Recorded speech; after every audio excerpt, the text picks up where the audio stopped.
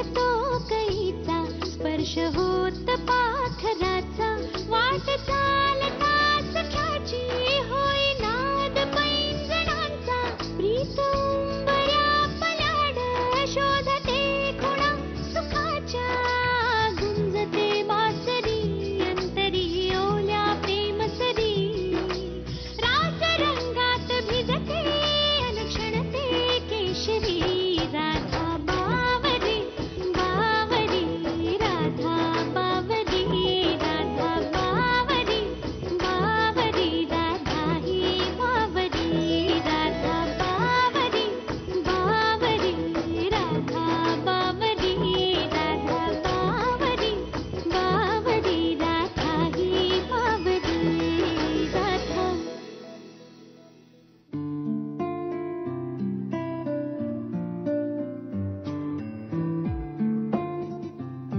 उद्या सगळं सांगायचं ठरलंय ना, मग आता इतकं अस्वस्थ का वाटतंय?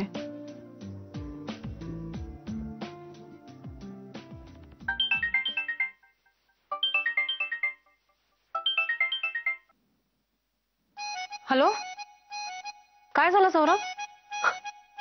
अगं एवढी का घाबरतेस? काही नाही. बरा आहेस ना तू? हो अगदी नीट आहे. पण तू मला भेटायला का नाही आलीस? आठवण आली माझी. हो पण का नाही आलीस? असं कधी होईल का? मी आले होते पण तू आराम करत होतास, म्हणून मी डिस्टर्ब नाही केलं तुला. सर्वात आधी मीच धावत आले. हो मग तशीच ये ना आता परत. मॅड. अरे 12 वाजलेत आत्ता. उद्या ये. येणारच आहे. का? काही स्पेशल आहे का उद्या? हो. काय?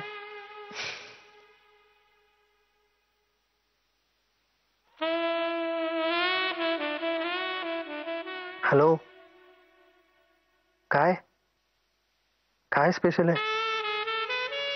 कळेलच तुला. माझ्यासाठी आहे? हो, फक्त तुझ्यासाठी.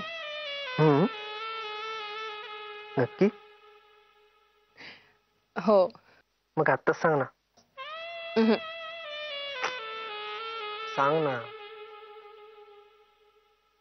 नाही, उद्या. नक्की? नक्की. माझ्याकडे पण आहे काहीतरी स्पेशल. माझ्यासाठी? फक्त माझ्यासाठी? फक्त तुझ्यासाठी.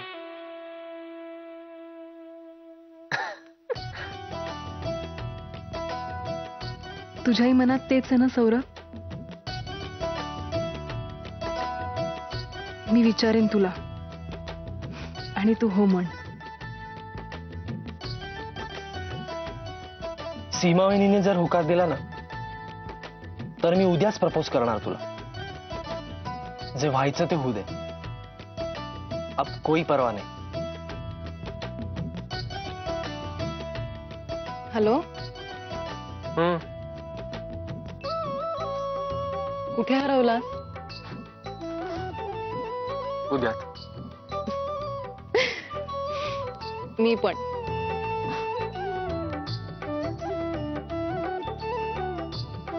भेटूया उद्या. बाय. बाय.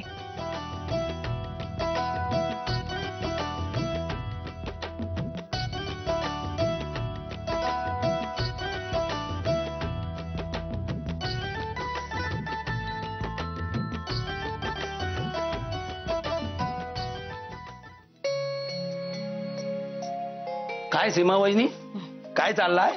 काय नाही हो, जरा रवा साफ करते. खीर करायची ना रंजूसाठी. अच्छा अच्छा. तुम्ही चाखणार आहात का थोडीशी? नाही मला नको, मी आता सौरव बरोबर थोडा खाल्ला ना.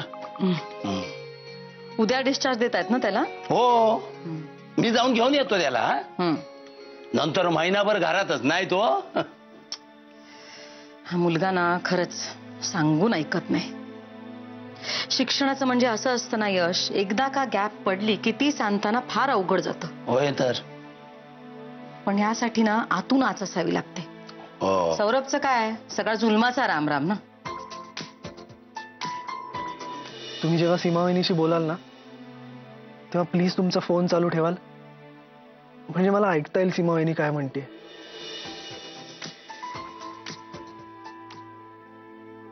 असं करून कसं चालेल मला सांगा. शेवटी काय, वाईटपणा पदरी पाडून मीच कठोर होते. पण आता लागेल तो मार्गाला. राधा पण मदत करते हा त्याला, तुमच्यासारखीच बजावत असते त्याला. चांगली आहे पोरगी नाही. खरा सांगू सीमा वहिनी, ही राधा जर सौरभच्या बरोबरीची असती ना तर दोघांची जोडी काय सॉलिड दिसली असती नाही.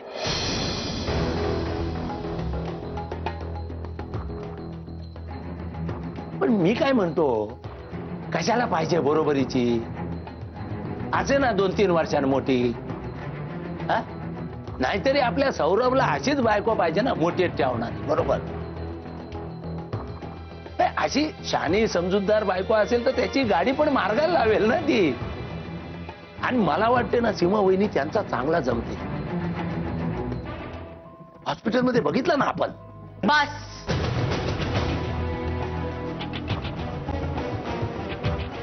तुमची गाडी कोणत्या वळणावर जाते ना ते कळतंय मला यश. आणि राधा आणि सौरभचं काय चाललंय हे न कळण्या इतकी मूर्ख नाहीये मी. सगळं लक्षात येतंय माझ्या. पहिली गोष्ट, सौरभनी सेटल न होता प्रेमाभिमात पडलेलं मला अजिबात चालणार नाहीये, कारण ते चूक आहे. आणि दुसरी गोष्ट, राधा डॉक्टर आहे. तिला कळायला हवं की शारीरिक आणि मानसिक दृष्ट्या सुद्धा नवरा मोठा आणि बायको लहान असं काय ते. नाही म्हणजे जगभरात अशी काही विपरीत लग्न झालीत पण ती फार कमी टिकलीत. राधा आणि सौरभच्या लग्नाचा विषय या घरात पुन्हा निघता कामा नये. लग्न होईल ते राधा आणि केदारचंच. केदारला फक्त राधाच वाचवू शकते. आणि राधानी केदारशी लग्न करावं याकरता मी आकाश पाताळ एक करेन आणि सौरभला सुद्धा करायला लावेन. केदारशी लग्न करण्याकरता राधाचं मन वळवणं हे कर्तव्य आहे सौरभचं. ते त्यांनी करावं आणि त्यांचं लग्न झालं की त्यांनी सरळ साऊथ आफ्रिकेला निघून जावं मार्कंडकडे. आणि त्याच्या जाण्याची सगळी तयारी केली मी. पासपोर्टसाठीच्या सगळ्या फॉर्मॅलिटीज मी पूर्ण करते. मला आंधळी समजू नका. मला सगळं कळतंय, सगळं दिसतंय. नाही, दुर्लक्ष करत होते मी इतके दिवस की आपलं कर्तव्य काय आहे याचं भान सौरभला लवकरच येईल म्हणून. पण नाही, पण प्रत्येक गोष्ट त्याला कान पिळूनच सांगावी लागते मला. त्याला मी तरी काय करणार. आणि या बाबतीत सौरभनी जास्त शहाणपणा केला ना यश, तर त्याला माझं मेलेलं तोंड बघावं लागेल. सांगून ठेवते. लग्न होईल ते राधा आणि केदारचंच. ऐकू आलं असेल ना सौरभला?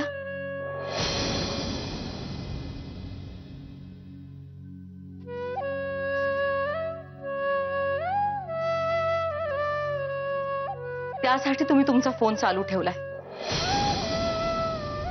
माहितीये मला. नाहीतर आणा इकडे. मीच सांगते त्याला स्वच्छ शब्दात. द्या इकडे माझ्याकडे. सौरभ, सगळं कळतंय मला सौरभ. तुमचं काय चाललं ना तर सगळं कळतंय. पोरकटपणा आहे रे हा सगळा, पोरकटपणा. अजून शिक्षणाचा नाही पत्ता, 4 पैसे कमवायची अक्कल नाही आणि प्रेम कसली करताय. लग्नानंतर काय तिच्या पैशावर जगणार आहेस तू? अरे सुरुवातीला सगळं गोड वाटेल, पण नंतर काय करणार आहेस? तिच्या हॉस्पिटलमध्ये वॉर्ड बॉय म्हणून राहणार आहेस का तू? तेव्हा हा सगळा मूर्खपणा आता बंद करा. सौरभ, मला माहितीये तुमचं प्रेम लग्न याबद्दल अजून काहीच बोलणं झालेलं नाहीये. सगळं हवेतच आहे, तसंच राहू द्या ते. यापुढे तू राधाशी बोलायचंच ते फक्त तिने केदारशी लग्न करावं या बाबतीतच. तुझ्याबद्दल खरंच तिला जर काही वाटत असेल ना, तर ती तुझं ऐकेल आणि केदारशी लग्नाला होकार देईल. केदारच्या बरोबरीची आहे, डॉक्टर आहे. अरे त्यांची जोडी योग्य आहे सौरभ.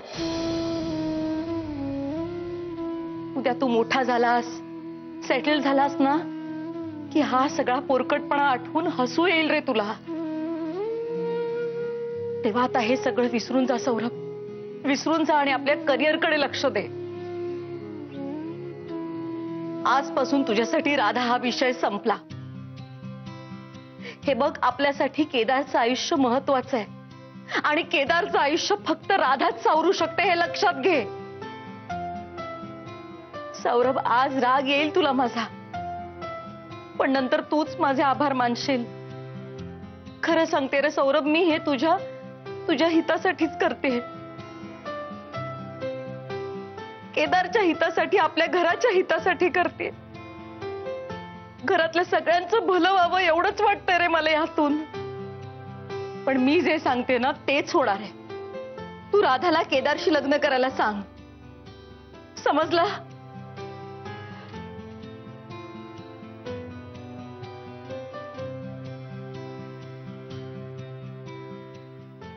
रंजूला भूक लागली असेल, मी खीर करते.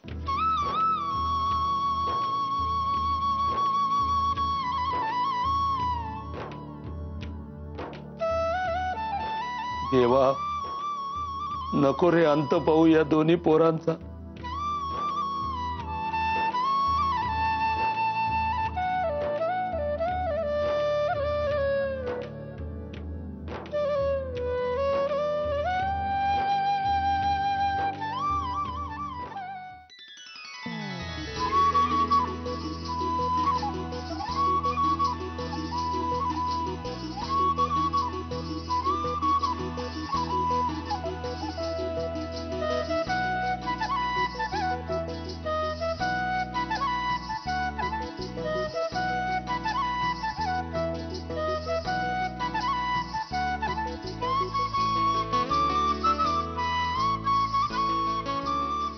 गौतमला होकार दिलायस तू, तेव्हा आता कुठल्याही परिस्थितीत तू पाऊल मागे घेऊन चालणार नाही.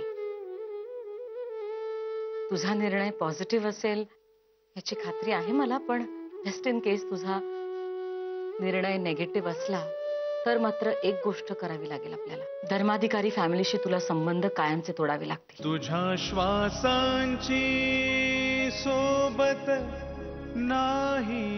लग्न होईल ते राधा आणि केदारचंच. सौरभनी सेटल न होता प्रेमाभिमात पडलेलं मला अजिबात चालणार नाहीये. यापुढे तू राधाशी बोलायचंच ते फक्त तिने केदारशी लग्न करावं या बाबतीतच. हे बघ, आपल्यासाठी केदारचं आयुष्य महत्वाचं आहे आणि केदारचं आयुष्य फक्त राधाच सावरू शकते, हे लक्षात घे. तुझ्या आठवणींनी पहाट होईल आता, पण राधा अजून बावरीच आहे. राधा राधा बावरी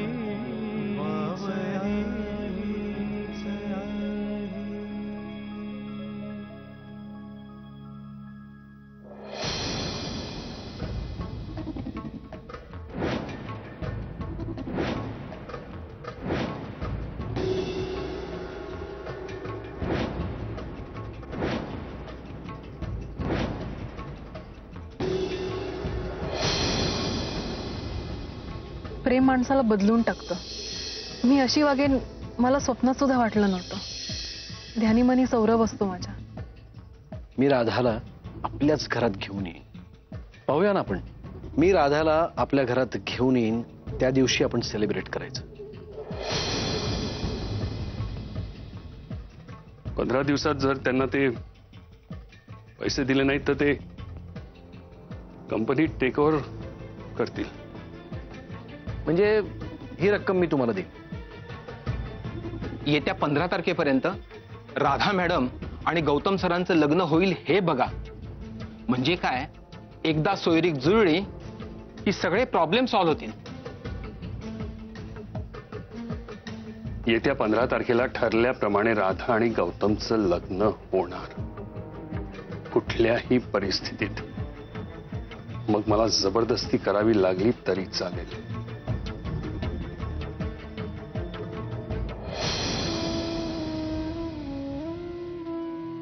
सौरभनी सेटल न होता प्रेमाभिमात पडलेलं मला अजिबात चालणार नाहीये.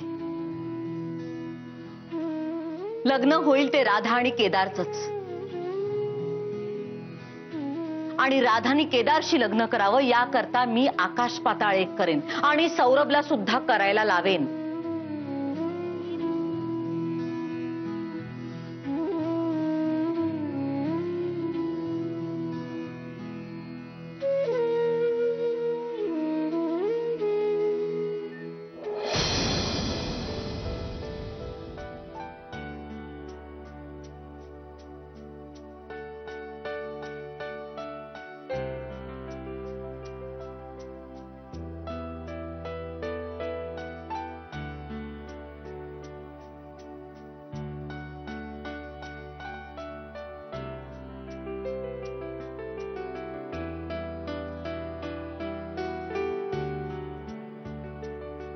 लग्न करायचं नाही, प्रेमात पडायचं नाही, हा माझा हट्ट होता.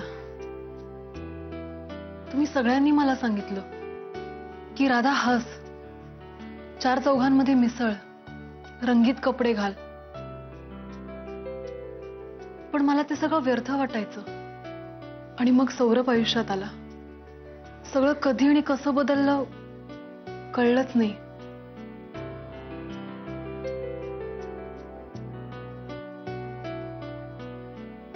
तू एकदा त्याला सगळं स्पष्ट सांगितलंस ना की त्याला बघ किती धीर येईल आणि तोही त्याच्या भावना तुझ्याशी व्यक्त करेल. मग कुणाचाही विरोध असू दे, मी तुझ्या पाठीशी आहे. मी तुमचं लग्न लावून देईन.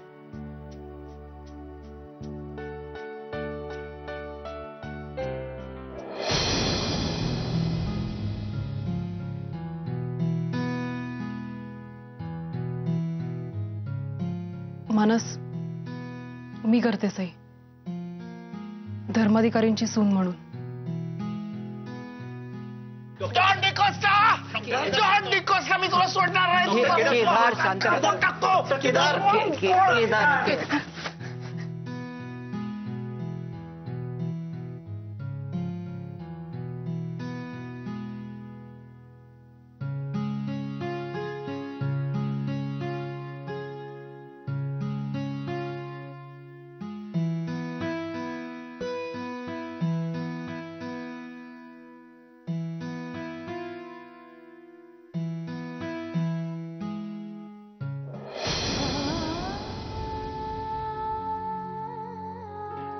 राधा आमचा केदार खूप चांगला आहे ग. आणि सगळ्यात महत्वाचं म्हणजे त्याचं तुझ्यावर अगदी वेड्यासारखं प्रेम आहे. केदारची केस कॉम्प्लिकेटेड होत चालली आहे. आता फक्त राधाच त्याला वाचवू शकते.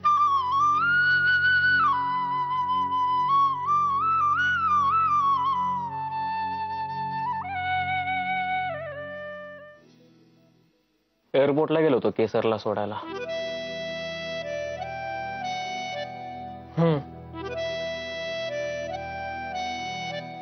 गेली केसर US ला. जाम रडत होती ती. बावडासारखी शेवटच्या क्षणापर्यंत वाट बघत होती. एखाद्या फिल्मी हिरो सारखा तू येशील आणि तिला थांबवशील म्हणून. खोलचटपणा सगळा.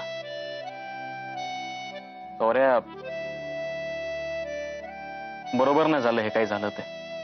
तू आधीच क्लिअर करायला पाहिजे होतंस केसरला. तुझ्या मनात त्याच्याबद्दल असं काही नाही येते.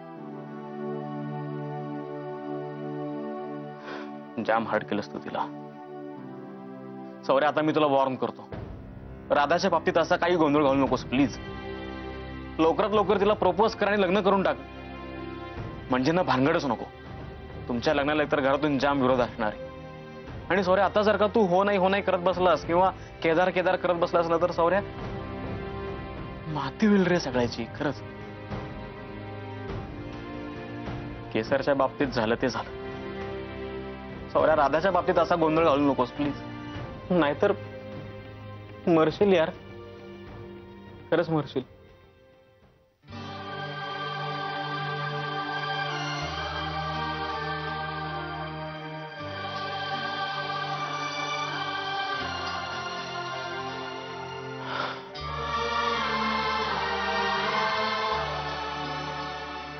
राधा न जाने मेरे दिल को क्या हो गया, अभी तो यही था भी खो गया. यापुढे तू राधाशी बोलायचंच ते फक्त तिने केदारशी लग्न करावं या बाबतीतच. हो राधाजी या या आल्या पळ लवकर. एक रेड कार्पेट घेऊन ये मोठं आणि चांगलं. जा सौर्या, मला तुझं लक्षण काही ठीक दिसत नाही. गोंधळ घालू नकोस प्लीज. हे गप्पे जा लवकर आण ना. चांगलं मस्त रेड कार्पेट आण. किती लागतील तेवढे पैसे खर्च. जा लवकर लवकर बघ. हे बघत काय उपाय. जा ना लवकर. बोलतोस तू हे तू. हाय राधा. हाय. तर या मूर्ख प्राण्याला सांभाळ आता. मी आलोच तुमच्यासाठी लस्सी घेऊन. या ओल्या जातोच ना आता. येताना ना 2-4 इव्हेंट मॅनेजर्स घेऊन ये आणि ती फ्लोटिंग कॅन्डल्स बुकेज वगैरे फुल तामझाम आण. ते आज मोठा इव्हेंट करायचा आपल्याला. ए गाढवा खरं नको आणू, आता बिल घेऊन येशील लांब लचक. खिशात काही नाही आणि बोंबलत बसलो इथे. अरे किती बडबड करतोय. हे घे तुझ्यासाठी. अजून थोडं छोटं कमळ नाही झालं. एवढी बडबड करायला हवीये का? मग काय करू.